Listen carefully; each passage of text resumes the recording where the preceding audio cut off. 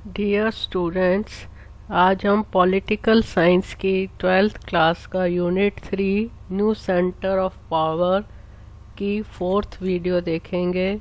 इससे पहले मैं 3 वीडियो डाउनलोड कर चुकी हूँ, तो जिन स्टूडेंट्स ने पहली वीडियो नहीं देखी हैं तो वो पहली 3 वीडियो देख लें।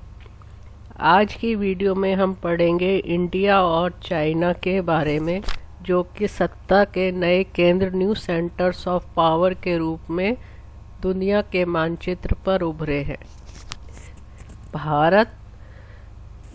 भारत जो आज़ाद हुआ था, आप सभी को पता है, 15 अगस्त 1947 को भारत आज़ाद हुआ और 26 जनवरी 1950 को भारत एक रिपब्लिक देश बना, भारत का संविधान लागू हुआ। भारत में जो पहले इलेक्शन हुए थे वो अक्टूबर 1951 में शुरू हुए और फरवरी 1952 तक चले थे।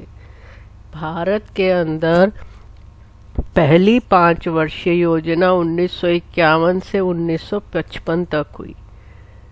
भारत की जनसंख्या 133.9 करोड़ है और भारत में पॉवर्टी की दर, गरीबी की दर 21.1% है। भारत में साक्षरता 74.1% है और भारत की जीडीपी 7% पर ईयर है। भारत का अगर हम भौगोलिक विशेषताएं देखें तो भारत के उत्तर में हिमालय के पहाड़ हैं, दक्षिण में हिंद महासागर है, अरब सागर और बंगाल की खाड़ी है। भारत के अंदर 28 राज्य हैं और 8 केंद्र शासित प्रदेश हैं। अंडमान और निकोबार द्वीप समूह, चंडीगढ़, दिल्ली, दादरा और नगर हवेली और दमन और दीव, जम्मू और कश्मीर, लद्दाख, लक्षद्वीप और पुडुचेरी। चित्र में आपको भारत का मानचित्र दिखाया गया है। इसमें आपको दिखाएं कि भारत के पड़ोसी देश हैं अफ़गानिस्तान, म्यांमार, नेपाल, श्रीलंका, पाकिस्तान, भूटान और बांग्लादेश। ये सब भारत के पड़ोसी देश हैं। भारत में अनेक सांस्कृतिक विशेषताएं हैं। भारत में बहुत ज़्यादा अनेकता है और अनेकता में एकता का भारत एक बहुत अच्छा उदाहरण है। भारत में विभिन्न संस्कृति, धर्म और भाषा के बावजूद भारत में सभी लोग प्रेम और भाईचारे के साथ रहते हैं। भारत में सतत विकास हुआ है, सस्टेनेबल डेवलपमेंट हुई है, जैसा कि आपको चित्र में दिखाया गया है किन किन क्षेत्रों में भारत के अंदर सतत विकास हुआ है।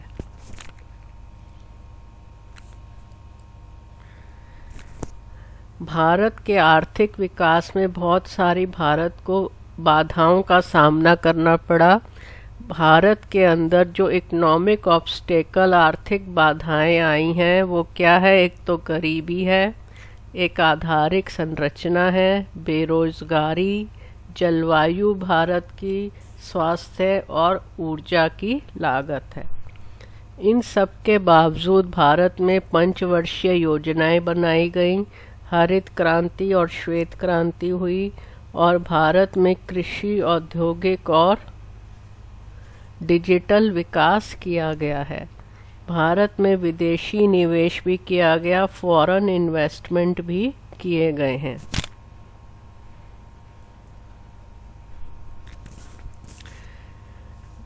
Global rise of India, Bharat का वैश्विक उदय। India has the world second largest population. India has 65% of its population below the age of 35। Bharat में दुनिया की सबसे ज़्यादा आबादी है और भारत में 35 वर्ष से कम आयु के लोगों की 65% आबादी है। भारत दुनिया का सबसे बड़ा लोकतांत्रिक गणराज्य है, लार्जेस्ट डेमोक्रेटिक रिपब्लिक है। भारत ने यूएसए, यूके, यूरोपीय संघ, जापान, रूस और अफ्रीका के साथ बहुत अच्छे संबंध विकसित किए हैं। भारत का संसार के मानचित्र पे एक बहुत ऊंचे देश के रूप में उदय हुआ है। भारत जो है कूटनिरपेक्ष आंदोलन का संस्थापक सदस्य है। नॉन अलाइंड मूवमेंट का भारत एक फाउंडर मेंबर है। India is the member of BRICS, SAARC, Asian, Commonwealth and World Trade Organization. Bharat BRICS, SAARC, ASEAN और विश्व व्यापार संगठन का सदस्य है। भारत ने बांग्लादेश मुक्ति युद्ध में और श्रीलंका के युद्ध में शांति सेना को भेजा था। भारत की अर्थव्यवस्था यूएसए और चीन के बाद वास्तविक जीडीपी के मामले में दुनिया की तीसरी सबसे बड़ी अर्थव्यवस्था है। भारत पर्यटन का एक बहुत अच्छा स्थल है और भारत में चिकित्सा के लिए और पर्यटन के लिए, मेडिकल हेल्थ के लिए बहुत सारे टूरिस्ट आते हैं। भारत में इसरो नामक एक राष्ट्रीय अंतरिक्ष एजेंसी की शुरुआत करने वाला तीसरा राष्ट्र है और भारत ने चंद्रयान-1 लॉन्च किया था। India did the nuclear test at Pokhran. Bharat ने पोखरण के अंदर न्यूक्लियर परीक्षण किया। India's main defense organization consists of two main branches, Core Military of India and Indian Parliamentary Forces. India started Integrated Guided Missile Development Program. Bharat ने guided missile development programme भी शुरू किया। Make in India 2014 में launch किया गया, जिसके अंतर्गत 12 से 14% सालाना निर्माण क्षेत्र को बढ़ाने के लिए काम किया गया। 2022 तक 100 मिलियन विनिर्माण नौकरियां बनाई गई। जीडीपी में 2022 तक 25% की वृद्धि का अनुमान लगाया गया है।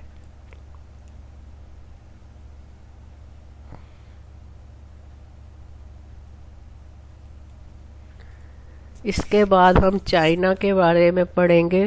चाइना भारत का एक पड़ोसी देश है और यह संसार में सबसे अधिक आबादी वाला देश है। In 1949, Chinese revolt occurred in the leadership of Mao to develop communism. 1949 में साम्यवाद को विकसित करने के लिए माओ के नेतृत्व में चीनी विद्रोह शुरू हुआ था। चित्र में आप चाइना का फ्लैग देख रहे हैं जो कि ऑरेंज कलर का है। इसमें कोने में एक बड़ा येलो कलर का सुनहरी रंग का स्टार है और उसके आगे 4 और सितारे हैं। तो आपको क्वेश्चन आता है ये फ्लैग बना हुआ है तो किस देश का है, तो आप बता सकते हैं ये चीन का फ्लैग है। चीन का पॉलिटिकल मैप दिखाया गया है, तो आप देख रहे हैं चीन के साथ चीन जो है इसका क्षेत्रफल भी बहुत अधिक है और इसकी आबादी भी बहुत अधिक है।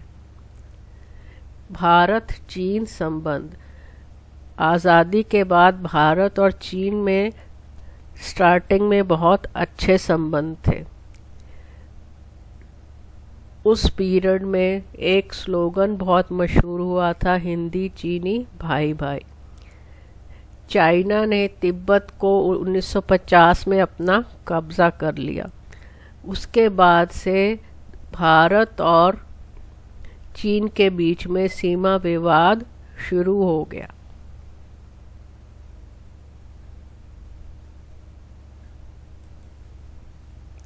भारत और चीन के बीच में सीमा विवाद बहुत अधिक है।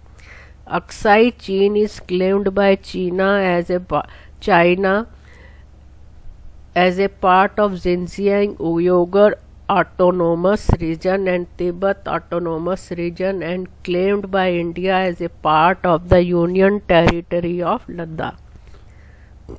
अक्साई चीन को चीन द्वारा झिंजियांग उइगर स्वायत्त क्षेत्र और तिब्बत स्वायत्त क्षेत्र के एक भाग के रूप में दावा किया जाता है और भारत द्वारा लद्दाख के केंद्र शासित प्रदेश के एक हिस्से के रूप में दावा भी किया जाता है।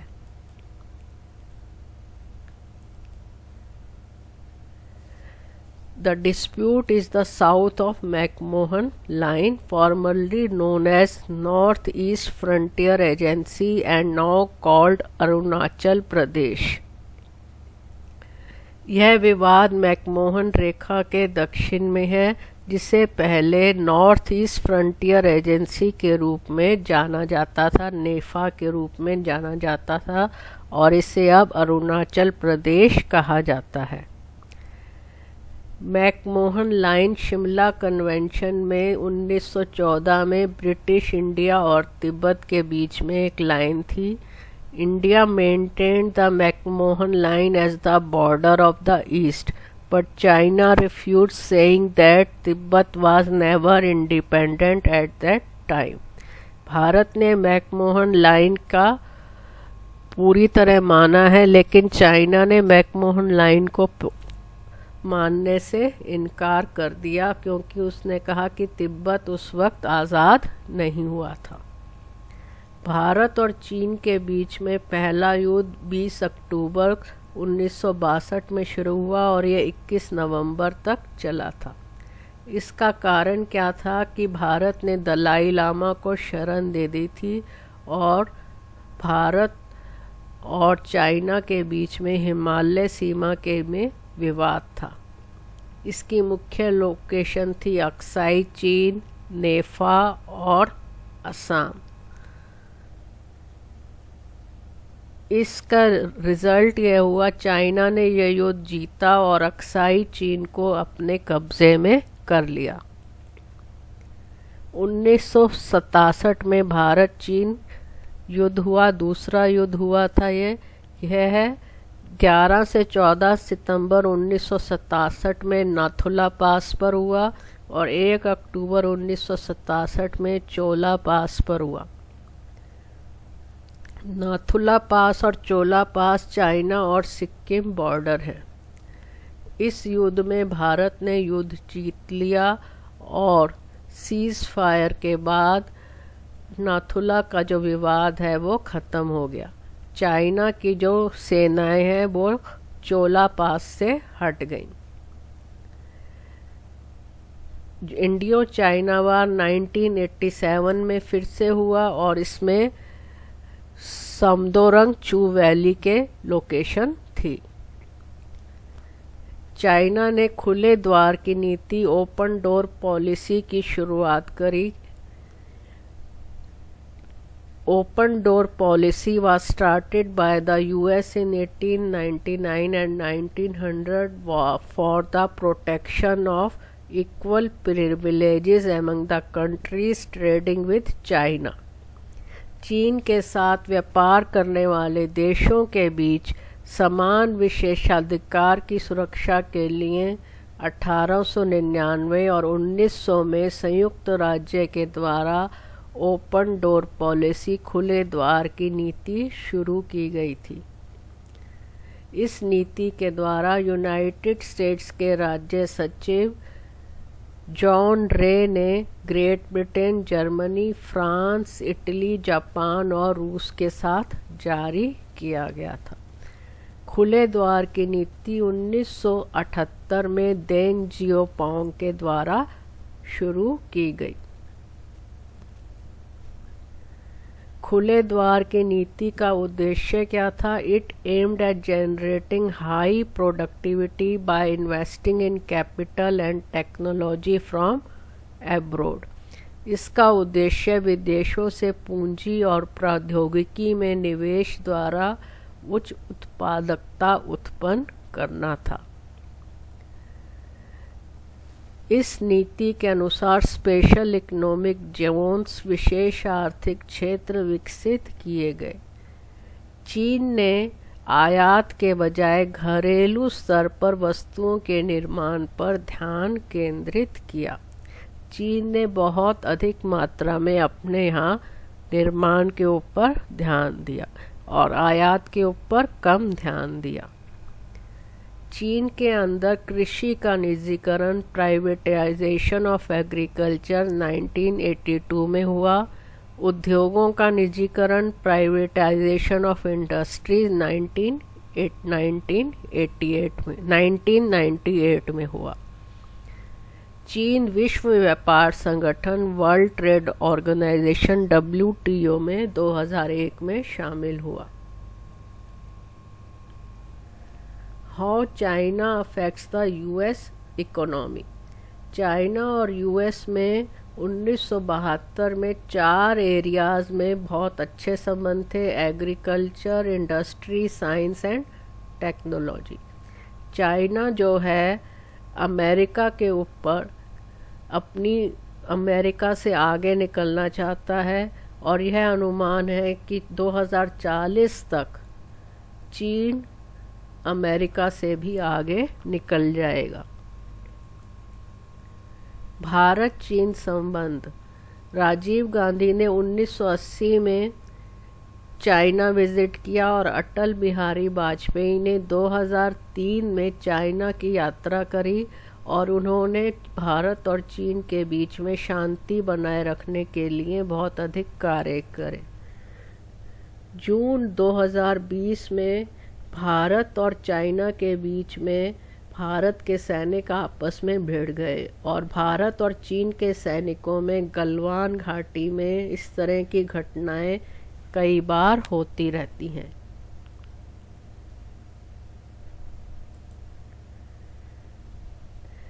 ये एक कार्टून दिखाया गया आपको चित्र में। इसमें एक साइकिल दिखाई गई है, तो आपको यह बताना है, यह कार्टून इम्पोर्टेंट है, साइकिल का प्रतीक क्या दर्शाता है। साइकिल का प्रतीक चीन की अर्थव्यवस्था को दर्शा रहा है। साइकिल के 2 पहिए क्या दर्शा रहे हैं? पहला पहिया साम्यवाद को दर्शा रहा है और दूसरा पूंजीवाद को दर्शा रहा। एक पहिए पर आप देख रहे हैं पूंजीवाद का निशान बनाया हुआ है जो कि डॉलर का निशान है, और दूसरे पर साम्यवाद का निशान बनाया हुआ है। कार्टून द्वारा क्या संदेश दिया गया है? कार्टून द्वारा यह संदेश दिया गया है, चीन ने विशेष आर्थिक क्षेत्रों में व्यापार की बाधाओं का समाप्त किया और ओपन डोर पॉलिसी, खुले द्वार की नीति शुरू की। तो यह कार्टून काफ़ी इम्पोर्टेंट है और इसको आप ध्यान से पढ़ेंगे। इस चित्र में आपको एक और कार्टून दिखाया गया है। आपको बताना है यह कार्टून किस देश से संबंधित है। इसमें एक महान दीवार दिखाई गई है और ड्रैगन दिखाया गया है। तो आपको यह बताना है यह कार्टून किस देश से संबंधित है। यह कार्टून चीन से संबंधित है। अब आपको नेक्स्ट क्वेश्चन है, कौन से प्रतीक देश की पहचान करने में मदद करते हैं? इसमें ड्रैगन दिखाया गया है और महान दीवार दिखाई गई है जो चीन के बारे में पहचान करने में मदद करते हैं। कार्टून द्वारा क्या संदेश दिया गया है? कार्टून से पता चलता है कि चीन एक आर्थिक शक्ति के रूप में उभर रहा है। एक और कार्टून बेस्ड क्वेश्चन है। आपके एग्जाम में 6 नंबर के कार्टून बेस्ड क्वेश्चन आते हैं, तो आप इनको बहुत ध्यान से देखेंगे।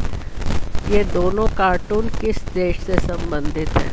ये दोनों कार्टून चीन से संबंधित हैं। दोनों कार्टून की आर्थिक नीति में क्या अंतर है? पहले में बंद अर्थव्यवस्था दिखाई गई है और दूसरे में खुली अर्थव्यवस्था दिखाई गई है। पहला कार्टून जनसंख्या जनसंख्या बढ़ने के कारण भोजन की कमी को दर्शाता है। और दूसरा, कृषि के निजीकरण से पता चलता है कि कृषि उत्पादकता और ग्रामीण में कार्टून द्वारा दिया गया संदेश क्या है? चीन आर्थिक शक्ति के रूप में उभरा है। तो आई होप आपको यह वीडियो समझ आई। तो इस वीडियो को लाइक और सब्सक्राइब ज़रूर करिए। Thank you very much.